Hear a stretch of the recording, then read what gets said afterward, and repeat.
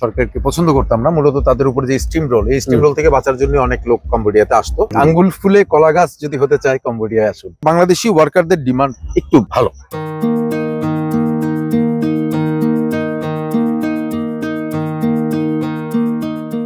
আসসালামু আলাইকুম দর্শক, স্বাগত জানাচ্ছি কম্বোডিয়ার রাজধানী নমপেন থেকে। আমি মোস্তফা ফিরোজ। দুদিন হলো এসেছি, নানা বিষয় নিয়ে আলোচনা করার চেষ্টা করছি। এখানে বাংলাদেশিদের জীবন, কম্বোডিয়ার নানা দিক নিয়ে, বিশেষ করে এখন নতুন একটি জায়গা বাংলাদেশিদের জন্য এবং অসাধারণ। কম্বোডিয়া বলতে গেলে একটা নতুন ডেস্টিনেশন এবং যথেষ্ট পরিমাণ সুন্দর। মালয়েশিয়া বা ব্যাংককের মতন জমজমাট না হলেও এর একটা আলাদা সৌন্দর্য আছে, এর একটা প্রাচীন অতীত আছে, ঐতিহ্য আছে, ইতিহাস আছে, সেটা আবার খুবই সমৃদ্ধ। দর্শক, আপনি দেখেন যে একটা চমৎকার স্থাপনা, দেখেন স্থাপনা দেখুন।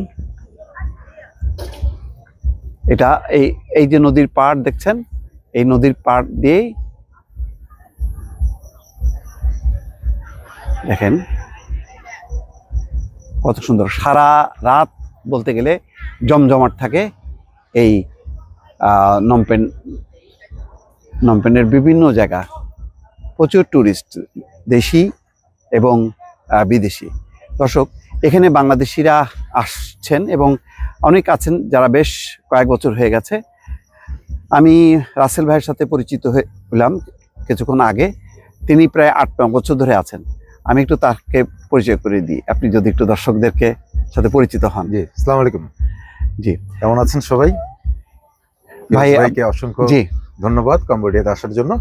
জি, থ্যাংক ইউ। আমি একটু যদি আপনার সাথে একটু কথা বলি। জি জি, আমি একটু আমার এতেই কথা বলি। জি জি। ভাই কত বছর আছেন? আমার তো 8-9 বছরের মতো হয়ে গেল। এক্স্যাক্টলি তো ওইভাবে বলতে পারি না, তবে আমার 2017 থেকে মূলত কন্টিনিউ কম্বোডিয়া।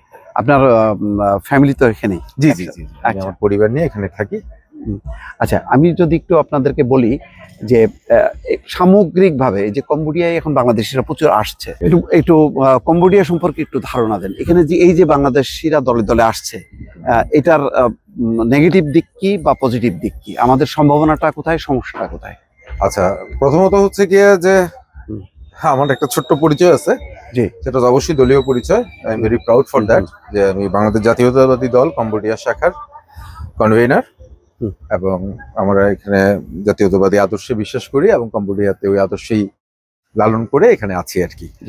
আচ্ছা, এখানে যে ব্যাপারটা হচ্ছে গিয়ে যে 2016-17 সাল থেকে যেহেতু আমি এখানে আছি, জি, প্রথমত আসলে এখানে বাঙালিদের অ্যাক্সেস খুব একটা, মানে বাংলাদেশের খুব একটা আসতো না। সাধারণত ট্যুরিজম অথবা আদার কোনো পারপাসে অথবা এখানে বিভিন্ন ধরনের পেশাজীবীরা আসতো। আচ্ছা, মূলত ইউনিভার্সিটি টিচার, বিভিন্ন ফরেন অর্গানাইজেশন গুলো লাইক WHO অথবা WFO মানে ওয়ার্ল্ড ফুড প্রোগ্রাম, এইসব বিভিন্ন NGO বেসড, এগুলো তো বাংলাদেশিদের খুব আধিক্য দেখা যেত। কিছু কিছু গার্মেন্টস রিলেটেড বিজনেসটা করতো। এই যে তখন এটা খুব কম একটা বাংলাদেশিরা ছিল। আচ্ছা, এবং আপনারা জানেন যে এখানে কিছু বাংলাদেশিদের গার্মেন্টস ইন্ডাস্ট্রি ছিল। হ্যাঁ, তো মোটামুটি এইভাবেই ছিল। তো হঠাৎ করে একটা বিশাল একটা বাঙালির আধিক্য শুরু হয় মোটামুটি 2019-20 থেকে। আচ্ছা, এই আর কি প্রচুর পরিমাণে আসছে। আসলে এটা কেন আসছে সেটা যদি আপনি প্রশ্ন করেন, জি জি, প্রথমত যেহেতু বাংলাদেশের তখন রাজনৈতিক প্রেক্ষাপট ভালো ছিল না, তখন বিশেষ করে আমরা যারা সরকার বিরোধী মতবাদের উপরে বিশ্বাস ছিলাম, সরকারকে পছন্দ করতাম না, মূলত তাদের উপরে যে স্টিম রোল, এই স্টিম রোল থেকে বাঁচার জন্য অনেক লোক কম্বোডিয়াতে আসতো। আচ্ছা, এবং এটার আধিক্য হইতে হইতে এমন হয়ে গেছিল প্রায় 10 থেকে 12 হাজার হয়ে গেছিল বিফোর করোনা। আচ্ছা, সাডেনলি করোনা হওয়ার পরের থেকে আস্তে আস্তে যখন আরো বাড়তে বাড়তে এটা এখন 25,000-এর মতো ঠেকছে। কিন্তু এখানে ডাটা যদি আপনি নেন, প্রায় 4-5 লাখ লোক কম্বোডিয়া ঢুকছে, কিন্তু ওরা অনেকেই কিন্তু বাংলাদেশে ব্যাক করে নাই। তার মানে ওরা কোথায়, এই প্রশ্নটা কিন্তু অনেক সময়, যার জন্য একটা বিশাল একটা অর্থ ব্যয় করে, কারণ কম্বোডিয়াতে এখন ঢুকতে হচ্ছে। আচ্ছা, হ্যাঁ, এবং এটা আমি নিজেই শুনেছি যে প্রায় মানে $1,500 বা $1,600 এরকম টাকা দিয়েও অনেকে ঢুকছে। আন্ডার টেবিল মানি, আন্ডার টেবিল। হ্যাঁ, তার মানে এখানে কি আছে, এখানে কি মধুটা আছে, হ্যাঁ সেটাকে আপনাকে ওকে ফাইন্ড আউট করতে হবে। আমি আর নাই বললাম, এখানে নিশ্চয়ই এমন কোনো মধু আছে, অথবা এই জায়গাটাকে ইউজ করে হয়তো অন্যান্য বিভিন্ন জায়গায় একটা রুট হিসেবে ইউজ করে। এবং আপনি জানেন কিনা জানি না, ভিয়েতনাম হয়ে কম্বোডিয়া অথবা কম্বোডিয়া থেকে বিভিন্ন ভাবে তারা বিভিন্ন দেশে চলে যাচ্ছে। এছাড়াও আরো কিছু আছে, এখানে থাকি অনেক কিছু বলতেও পারি না। হ্যাঁ, বুঝতে পারছি, কিন্তু এইটার ফলে সামগ্রিকভাবে আমাদের সম্পর্কে তো ধারণা পাল্টে যাচ্ছে। মানে আমাদেরকে কি ভালোভাবে নিচ্ছে কাম্বোডিয়ানরা বা গভর্নমেন্ট? অবশ্যই না। আগে যে পরিমাণে রেসপেক্টটা পাওয়া যেত, হ্যাঁ, এখন ওই রেসপেক্টটা আসলে ওইভাবে পাওয়া যাচ্ছে না। আচ্ছা, পাওয়া যাচ্ছে না এই কারণে যে করোনা পরবর্তীতে এখানে এমন একটা বিজনেস শুরু হয়, যেটা বলতেও লজ্জা লাগে, কারণ অনেক পরিচিতই তো এটার সাথে জড়িত আছে। কিন্তু হয়তো অর্থনৈতিক ভাবে তারা স্বাবলম্বী হয়েছে, কিন্তু বাংলাদেশিদেরকে যারা আনছে পুরো জাতিটাকে একটা স্পয়েলড ইয়াং সমাজ তৈরি করে ফেলাইছে, যেটা আমি ব্যক্তিগতভাবে আমার কাছে খুব কষ্ট লাগে, খুব দুঃখ লাগে। আচ্ছা, হ্যাঁ, এবং আসলে করার কিছু নাই। যখন দেখি এরাই এখন সমাজের মুখ্য ভূমিকায় আছে। আচ্ছা, আসলে নাম উচ্চারণ করলাম না, আর নাম উচ্চারণ করতে আমার কোনো ভয়ও নাই, নাই করলাম, অসুবিধা কি আর কি। তাহলে দুইটা আপনি বলছিলেন যে দুইটা কারণ, একটা হলো করোনা পরবর্তী সময়, আর একটা হচ্ছে 5ই আগস্ট রাজনৈতিক পটভূমি। এই দুই টাইমের পরে প্রচুর বাংলা আসছে। প্রথমটা করোনা পরবর্তী হলো, তখন ছিল কর্মসংস্থান মানুষের, এটা, আর এরপর হচ্ছে একটা রাজনৈতিক কারণ। তো এই সব মিলায় তাহলে কাম্বোডিয়ান মানে বাংলাদেশিদের অবস্থানটা মানে অবস্থাটা কি, মানে বাংলাদেশের অবস্থা হচ্ছে কি, আপনারা যদি দেখেন, হ্যাঁ, এখানে যে মূল পেশাজীবী যারা আছে, হ্যাঁ, আসলে এখানে যেসব কথা বলে লোকদেরকে আনা হয়, হ্যাঁ, তারা কি আদৌ কি সেই কাজ করে নাকি আমার জানা নেই। হ্যাঁ, আমি জানি না, আর জানার আগ্রহ আমার নাই। মূলত এক শ্রেণীর লোক, হ্যাঁ, ইন্টারন্যাশনাল কোম্পানিতে চাকরি দিব এইসব বলে টলে, এমন একটা গোলক ধাঁধার ভিতরে আসলে এই কথাগুলো বলাটা কতটুকু যৌক্তিক হচ্ছে আমার জন্য আমি জানি না, কিন্তু কম্বোডিয়া এটা সবাই জানে তারা কি করে। আঙ্গুল ফুলে কলা গাছ যদি হতে চায় কম্বোডিয়ায় আসুন। তবে হ্যাঁ, নির্দিষ্ট কিছু ব্যক্তি, নির্দিষ্ট কিছু লোক, তারাই। কিন্তু বাকি সাধারণ তারা তো বিভিন্ন কনস্ট্রাকশন ফার্মে কাজ করছে। হ্যাঁ, যারা কাজ করতেছে তারা মোটামুটি কিছুটা ভালো আছে, একদম ভালো নাই যে সেটা বলা যাবে না, অবশ্যই ভালো আছে।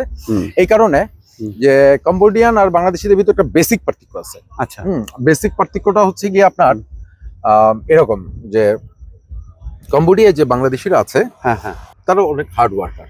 আচ্ছা, তারা সিঙ্গাপুর বলেন, দুবাই বলেন, মিডল ইস্ট বিভিন্ন জায়গায় কনস্ট্রাকশন ওয়ার্কার হিসেবে কাজ করে। এবং যারা ইয়েরা আছে আর কি বলে আপনার ওই কম্বোডিয়ানরা আছে, এটা একটু ড্রিঙ্কিং নেশন, তো মানে এরা মদ খাইতে অথবা এইসব জিনিস খাইতে পছন্দ করে, ওদের ব্যাপার। কিন্তু ওরা কিন্তু ওই বাংলাদেশের মতো এত স্ট্রংলি কাজ করতে পারে না, যার জন্য বাংলাদেশি ওয়ার্কারদের ডিমান্ড একটু ভালো ভালো, এবং দে আর্ন এ লট, তারা অনেক ভালো করতেছে। আচ্ছা, এই আর এখন এটা ধরে রাখতে গেলে কি আপনার পরামর্শ? এখানে আমার পরামর্শ হচ্ছে গিয়ে যে বাংলাদেশের গভর্নমেন্টের একটু নজর দেওয়া উচিত। যেই দেশে 20-25 হাজার লোকের মতন বাংলাদেশি প্রবাসী থাকে, সেখানে আমাদের যে আমরা থাইল্যান্ড কনসুলের উপর নির্ভর করে, তাদের একটা টিম এসে এখানে ওদের প্রতি মাসে একবার এসে ওরা এই দায়িত্বগুলি পালন করে। কিন্তু আসলে এখানে কনসুলেট অফিস অথবা এমবেসিও একটা খুব দরকার। কিন্তু দরকার হলে কি হবে, হ্যাঁ, কিন্তু এখানকার লোকেরা আসলে স্টেবল না। আমি আসলে কি বলবো, যে এখানকার লোকদেরকে মানে আজকে থেকে যেহেতু একটু লম্বা সময় আছি, যাদেরকে মনে করেন যে আমি 50% অ্যাটলিস্ট মনে করেন যে সময় দেখছিলাম, ওটা কিন্তু কেউ এখন এখানে নাই। তার মানে তারা কোথায় গেছে? নিশ্চয়ই এমন কোনো দেশে গেছে। তার মানে এখানে আসলে ফ্রিকোয়েন্ট লোক আসে এবং ফ্রিকোয়েন্ট লোক চলে যাচ্ছে। আসলে ওইভাবে স্থায়িত্ব নাই। অনেক ধন্যবাদ, একটা মোটামুটি ধারণা পেলাম। Thank you very much Feroz ভাই। দর্শক শুনলেন যে একটা পরিস্থিতি, যে কাম্বোডিয়া এখনো কিন্তু এটা কনক্লুশন টানা যাচ্ছে না যে আমাদের এখানের ভবিষ্যৎটা কি। এই ভবিষ্যৎটাকে এনশিওর করতে গেলে আমাদের এম্বাসি দরকার, আমাদের একটা এই গভর্নমেন্টের সঙ্গে বাংলাদেশ গভর্নমেন্টের একটা আলোচনা করা, যদি ব্যবসা বাণিজ্যের দ্বারটা উন্মোচন করা, কর্মসংস্থানের বিষয়টা আরও একদম লিগ্যাল করা, এই বিষয়টা যদি এনশিওর করা না যায়, তাহলে পুরোটাই কিন্তু একটা মানব পাচারের একটা আখড়াতে পরিণত হবে কাম্বোডিয়া। এবং আলটিমেটলি আমাদের যারা প্রচুর টাকা খরচ করে আসছে, তারা কিন্তু বঞ্চিত হবে। ফলে নতুন একটা মানে কর্মসংস্থানের দেশ বা ব্যবসা বাণিজ্যের দেশ হিসেবে এটাকে ডেভেলপ করতে গেলে বাংলাদেশ গভর্নমেন্ট এবং কাম্বোডিয়া সরকারের একটা যৌথ উদ্যোগ লাগবে, প্রয়াস লাগবে, কূটনৈতিক উদ্যোগ। তা নাহলে পুরোটাই কিন্তু এই মধ্যস্থিভোগীদের হাতে আমাদের প্রচুর বাংলাদেশিদের জীবন চলে যাবে এবং তারা কিন্তু একদম পুরোপুরি অনিশ্চিত হবে। দর্শক ভালো থাকবেন, আল্লাহ হাফেজ।